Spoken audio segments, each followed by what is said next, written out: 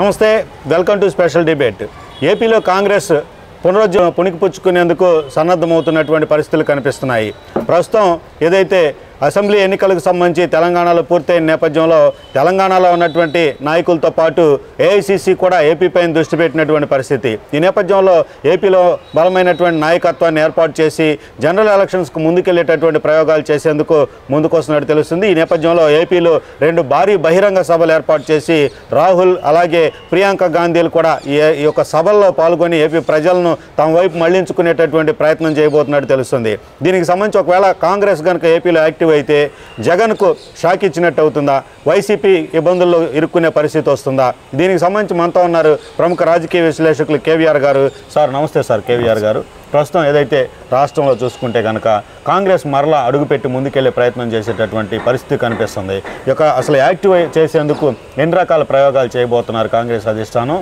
అలాగే కాంగ్రెస్ యాక్టివ్ అయితే వైసీపీ పరిస్థితి ఎలా ఉండబోతుంది ఏపీలో? ప్రధానంగా మనం ఒకసారి తెలుగు రాష్ట్రాలని పరిశీలిస్తే తెలుగు రాష్ట్రాల్లో కాంగ్రెస్ పార్టీ వాటి యొక్క ఎదుగుదల, అప్ అండ్ డౌన్లు, ఓటమి, గెలుపులు ఇవన్నీ మనం పరిశీలిస్తే 82లో ఎన్టీఆర్ తెలుగుదేశం పార్టీ స్థాపించిన తర్వాత రాష్ట్రంలో కాంగ్రెస్ ఓడిపోతా వచ్చింది. ఆ దశలో 2014లో ప్రధానంగా ఉమ్మడి రాష్ట్ర విభజన సమయంలో సీమాంధ్రులు రాష్ట్ర విభజన తీవ్రంగా వ్యతిరేకించారు. అయినా కూడా కాంగ్రెస్ ఏకపక్షంగా తెలంగాణకి ప్రాధాన్యత ఇచ్చి సీమాంధ్రను నిర్లక్ష్యం చేయడంతో తర్వాత కాంగ్రెస్ ఆంధ్రప్రదేశ్లో జీరో అయింది. 2014 విభజన సమయంలోనే కాంగ్రెస్ను తీవ్రంగా వ్యతిరేకించినటువంటి అనేక కుటుంబాలు, అంటే దీర్ఘకాలంగా రాష్ట్రంలో సుదీర్ఘంగా 5-6 దశాబ్దాల నుంచి సుదీర్ఘకాలం కాంగ్రెస్లోనే జర్నీ చేసినటువంటి కుటుంబాలు, గుంటూరులో రాయపాటి, అదేవిధంగా మన చిత్తూరులో గల్లా అరుణ, ఇట్లా కొన్ని ప్రముఖమైనటువంటి ఒంగోలులో మాగుంట కుటుంబం, గోదావరి జిల్లాలో పీతాని సత్యనారాయణ, అసలు అంటే కాంగ్రెస్లో విభజన సమయంలో మంత్రులుగా ఉన్నటువంటి టీజీ వెంకటేషు, గల్లా అరుణ, శత్రుచర్ల విజయరామరాజు, ఇటువంటి వాళ్ళు అనేక మంది తెలుగుదేశంలో పోటీ చేశారు.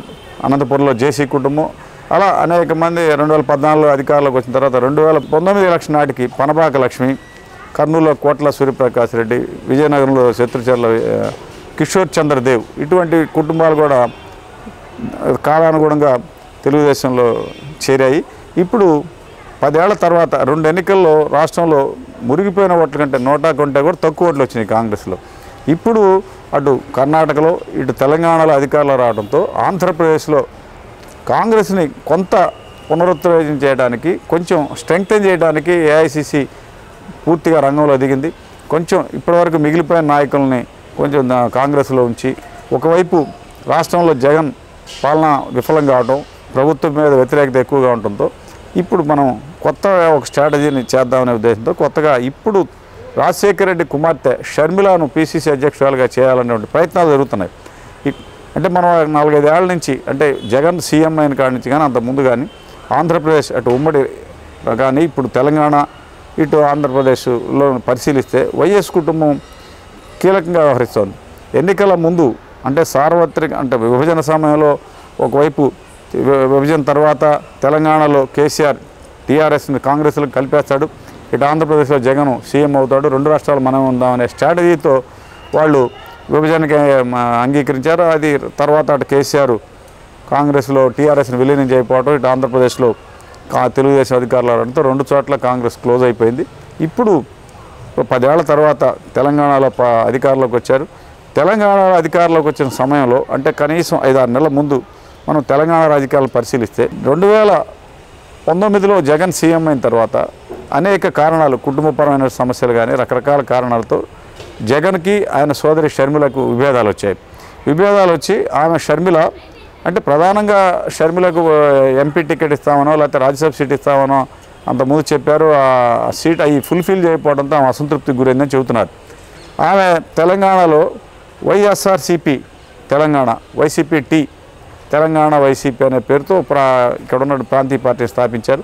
ఆ సందర్భంగా అనేక మంది అనేక మంది అనుచరుల ద్వారా, తల్లి ద్వారా కూడా చెప్పించినా కూడా ఆకుండా పార్టీ పెట్టారు. అక్కడ తెలంగాణలో కేసీఆర్కి వ్యతిరేకంగా ఆమె దాదాపు 3-4 సంవత్సరాలు సుదీర్ఘమైనటువంటి పాదయాత్ర చేసి పోరాటం చేసి ఆ ప్రభుత్వ విధానాన్ని ఎండగట్టడంలో సక్సెస్ అయ్యారు. దాంతో తెలంగాణలో కొంచెం కేసీఆర్ షర్మిలాకి వ్యతిరేక ఓట్లన్నీ కూడా చీలిపోయే అవకాశం ఉందనే ఉద్దేశంతో కాంగ్రెస్ వాళ్ళు ఒక స్ట్రాటజీ చేసి షర్మిలాను కాంగ్రెస్ దగ్గరగా చేరుద్దామనే ఒక దీర్ఘకాలిక ప్రణాళికను, ఒక రోడ్ మ్యాప్ను తయారు చేసి ప్లాన్ చేశారు. దానిలో భాగంగా అదే సమయంలో కర్ణాటకలో కాంగ్రెస్ అధికారంలోకి వచ్చింది.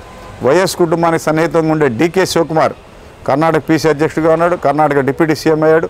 కర్ణాటక చెందినటువంటి మల్లికార్జున్ ఖర్గే ఏఐసీసీ అధ్యక్షుడిగా ఉన్నారు. ఇలా అనేక పక్కన అందులో మనకు ఉమ్మడి రాష్ట్రానికి కానీ, ఇప్పుడు ఆంధ్రప్రదేశ్ కానీ, తెలంగాణ కానీ కర్ణాటక సరిహద్దుగా ఉంటుంది. దాంతో ఇటు వైఎస్ కుటుంబంతో డీకేకి ఉన్న సంబంధాలు రీత్యా ట్రబుల్ షూటర్గా ఉన్న డీకే శివకుమార్ను తెలంగాణ ఎన్నికల్లో కీలకంగా బాధ్యతలు అప్పగించారు. డీకే శివకుమార్ 4-5 నెలలు తెలంగాణ ఎన్నికలకు ముందే షర్మిలాలో ఉన్నటువంటి వైఎస్ఆర్సీపీ తెలంగాణను కాంగ్రెస్లో మెర్జీ చేయడానికి ఒక పక్కా ప్రణాళిక తయారు చేసి నేరుగా ఢిల్లీలో సోనియా గాంధీ, మల్లికార్జున్ ఖర్గే, రాహుల్ గాంధీ, ప్రియాంక గాంధీతో అనేక దశల వారీగా చర్చలు జరిపారు. ఆ సందర్భంగా అనేక చర్చల సందర్భంగా తెలంగాణలంతా కూడా షర్మిలాని కాంగ్రెస్లో తెచ్చుకోండి, కానీ తెలంగాణలో మాత్రం ఇక్కడ ఉపయోగించవద్దు, మీరు పూర్తిగా ఆంధ్ర రాజకీయాల్లో వాడుకోండి. నిన్నటిదాకా మేము వైఎస్ కాంగ్రెస్ నాయకుడిని ప్రచారం చేసాం, ఈమె వైసీపీ అని మా కాంగ్రెస్ వ్యతిరేకంగా ప్రచారం చేసింది అని వాళ్ళు అనేక అడ్డంకులు సృష్టించారు. దానిలో భాగంగా ఆ సమయంలో డీకే శివకుమార్ షర్మిలకు కర్ణాటక నుంచి రాజ్యసభ సీట్ ఇచ్చి అక్కడ ఆంధ్రాలో పీసీసీ పగ్గాలు అప్పచెప్దాను ప్రపోజల్ చేయటం, ఆమె సూత్రప్రాయంగా వైఎస్ఆర్సీపీ తెలంగాణను కాంగ్రెస్లో కలపడానికి అంగీకరించడం, ఇవన్నీ దశల వారీగా అనేక వ్యవహారాలు నడిచాయి. అప్పట్లో పూర్తిగా 4-5 నెలలు దశల వారీగా జరిగిన కార్యక్రమాల్లో షర్మిల ఢిల్లీలో కాంగ్రెస్ నాయకులతో చర్చలు జరపడం, ఆ తర్వాత నేడో రేపో కాంగ్రెస్లో మిళితం చేయబోతున్నారు అనేటువంటి ప్రచారం జరగటం, చివరికి ఆమెను కాంగ్రెస్లో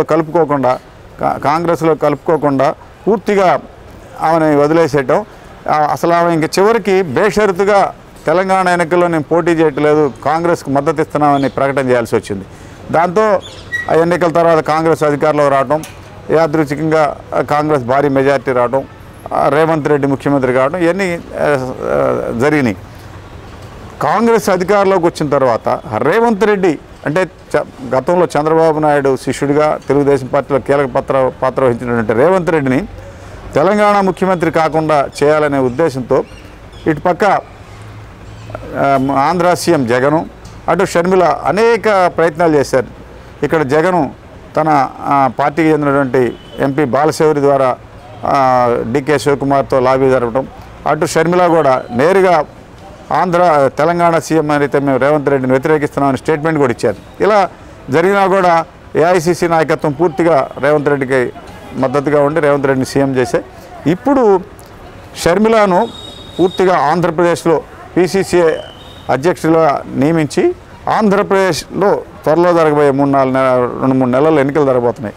అసెంబ్లీ లోక్సభ ఎన్నికలు జరగబోతున్నాయి. ఈ ఎన్నికల్లో షర్మిలను ఇక్కడ ఉపయోగించాలనేది కాంగ్రెస్ ఒక స్ట్రాటజీ. కనీసం 2029 అంటే 24 ఎన్నికలు కాబట్టి 29 నాటికైనా పార్టీ కొంత బలం పుంజుకోవాలనే ఒక దీర్ఘకాలిక ప్రణాళికతో షర్మిలను రంగంలో దించుతున్నారు.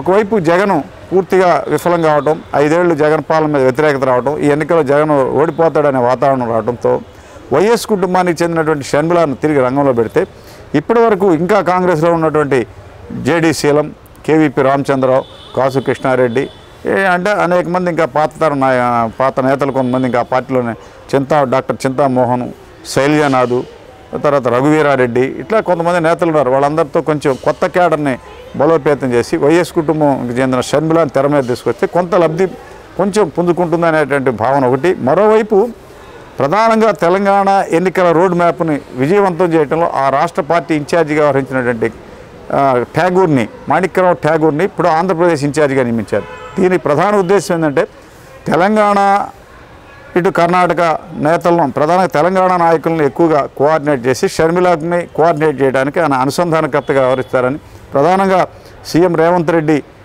షర్మిలకు మధ్య గ్యాప్ ఉండడంతో దాన్ని పోగొట్టి షర్మిలకు పూర్తిగా కాంగ్రెస్ పార్టీ పరంగా రేవంత్ రెడ్డి నుంచి తెలంగాణలోని మంత్రులు వాళ్ళందరి నుంచి పూర్తి సహకారం వచ్చే విధంగా మాణిక్యరావు ఠాగూర్ని ఇన్ఛార్జిగా నియమించారు.